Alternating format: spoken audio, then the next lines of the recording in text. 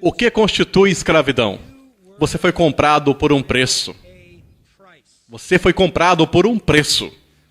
Não há expressões mais definidas em termos do que significa ser um escravo. Significa ser possuído. Significa ser possuído. Você se lembra dessas palavras? Mateus 25, 21. Muito bem, bom e fiel. Isso é o que você tem lido toda a sua vida. Essa não é a palavra para servo. Essa não é nenhuma das 6 palavras para servo. Isso é doulos. Muito bem, escravo bom e fiel. Quando você dá a alguém o evangelho, você está dizendo a ele: gostaria de convidá-lo a tornar-se um escravo de Jesus Cristo. Eu gostaria de convidá-lo a desistir de sua independência, desistir de sua liberdade. Submeta-se a uma vontade alheia. Abandone todos os seus direitos. Seja possuído e controlado pelo Senhor. Isso é realmente o Evangelho. Nós estamos convidando as pessoas a serem escravas. Não escuto muito essa conversa sobre escravo hoje em dia. E você? Um tipo de serviço que não é uma questão de escolha para aquele que o realiza. Um tipo de serviço o qual tem que fazer gostando ou não. Descreve uma submissão total a uma vontade alheia. A vontade do dono. E em total e completa dependência daquele dono. É isso o que a palavra significa. É a palavra para escravo. Se você acha que essa é uma palavra difícil para nós engolirmos, imagine o quão difícil era para aqueles que viviam no meio da escravidão engolir isso. Como Jesus e os apóstolos do Novo Testamento podiam conversar com pessoas vivendo no meio de uma sociedade dominada por escravos. 10 a 12 milhões de escravos. Justo, naquele tempo, sobre o fato de ser cristão, era ser um escravo de Jesus Cristo. Não haveria nenhuma ideia distante, obscura do que isso significava. Eles saberiam exatamente o que isso significava. Precisamente o que isso significava. Deixe-me falar um pouco sobre os escravos no mundo greco-romano. Eles não tinham liberdade, eles não tinham direito, eles não tinham possessão de nada. Eles não tinham recursos legais nos tribunais. Eles não podiam testemunhar num caso legal. Eles não tinham cidadania. Eles não tinham nenhuma possibilidade de fazer o que eles queriam fazer. Eles não eram consultados. Diga aí, senhor escravo, o que você gostaria de fazer para ser satisfeito? Eles não foram consultados. O que você pensa sobre isso?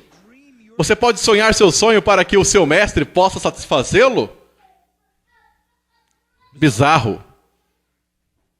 Eles não tinham nenhuma chance de nada, eles não possuíam nada, eles não podiam ser cidadãos e eles não podiam ser parte do exército, as forças armadas. Eles eram totalmente dependentes de quem quer que os possuísse. Não significa que eles não tinham alguns benefícios. Eles tinham providências, cuidados, eram protegidos. Em muitos casos, eram tratados amavelmente, compassivamente, amados nas famílias. Então a ideia de chegar naquele mundo e anunciar às pessoas que você deveria se converter em um escravo de Jesus Cristo era só outra maneira de apresentar a mensagem para fazê-la impossível de acreditar. Ninguém vai se preparar para se tornar um escravo de alguém. Vocês são chamados para serem escravos. A diferença entre um escravo e um servo é óbvia. Óbvia. Servos foram contratados para trabalhar por salários. Servos foram contratados para trabalhar por salários. E eles podiam renunciar. Eles eram pagos com salários por um trabalho. Escravos eram possuídos. E eles não podiam renunciar. Se eles fugiam, eles eram encontrados, presos, castigados. E há todo tipo de escrito antigo sobre os castigos de escravos. E pior, algumas vezes, muitas vezes, crucificados publicamente, como uma demonstração ao resto dos escravos do que poderia acontecer se eles escapassem, fugissem. Voltando a Gálatas, capítulo 1, verso 10, Paulo diz de novo, no final do versículo, ele diz: se eu estivesse tentando agradar a homens, não seria um escravo de Cristo. Ele entendeu o que significa. Eu só faço o que agrada ao meu mestre. Este é o foco singular de ser um escravo. Você não tem que agradar a muitas pessoas. Você só agrada a uma. Esta metáfora é crucial para entender nosso relacionamento com o Senhor. Se nós estamos falando sobre um relacionamento pessoal com Cristo e com Deus, então o nosso relacionamento pessoal é: somos escravos. Essa é a melhor maneira para definir aquele relacionamento. E Paulo aqui nos diz que significa que somente agradamos a Ele. Ele diz aos Coríntios: eu tenho como minha ambição estar agradando a Ele. Resume-se a isso: fazer o que Ele diz, fazer o que lhe agrada. É simples assim. Isso é o que um escravo fazia. Realmente apenas duas possibilidades, onde havia uma ordem direta e você obedecia, e onde não houvesse uma ordem direta, você encontrava um jeito de fazer que você sabia que agradaria seu mestre. Você lhe obedeceu e você o agradou. Ele diz essas palavras familiares: ei, agora, vós dizeis, hoje ou amanhã iremos a tal cidade, lá passaremos um ano, negociaremos e ganharemos. No entanto, não sabeis o que sucederá amanhã. Sois um vapor que aparece por um pouco e logo depois se vai. Em lugar disso dizemos: se o Senhor quiser, viveremos e faremos isto ou aquilo. Isso é linguagem de escravo. É isso que significa ser sujeito a uma vontade alheia.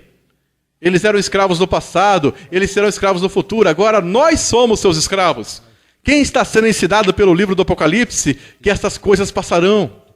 Nós nunca deixaremos de ser escravos. Nunca. Servos podiam ser contratados e renunciar. Um escravo era possuído. Isso significa possessão exclusiva, porque ele foi comprado por um preço. Isso parece com conversa do Novo Testamento? 2. Utilidade e obediência completa e constante. Utilidade e obediência completa e constante.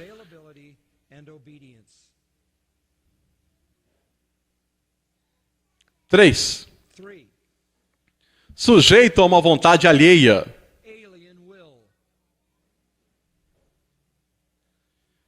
Nenhum homem pode ser escravo de dois mestres, certo? Impossível. Você podia ter 2 patrões. Você podia ter um trabalho diurno e um trabalho noturno. Mas você não poderia ter 2 mestres que tenham controle total sobre você.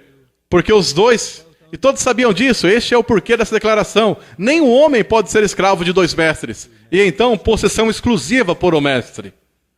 Completa, utilidade, obediência constante para aquele único mestre. E simples, no sentido que é singular. Vamos chamá-lo devoção singular àquele único mestre. Essa é a conversa do Novo Testamento também, não é? Ame ao Senhor teu Deus com o quê?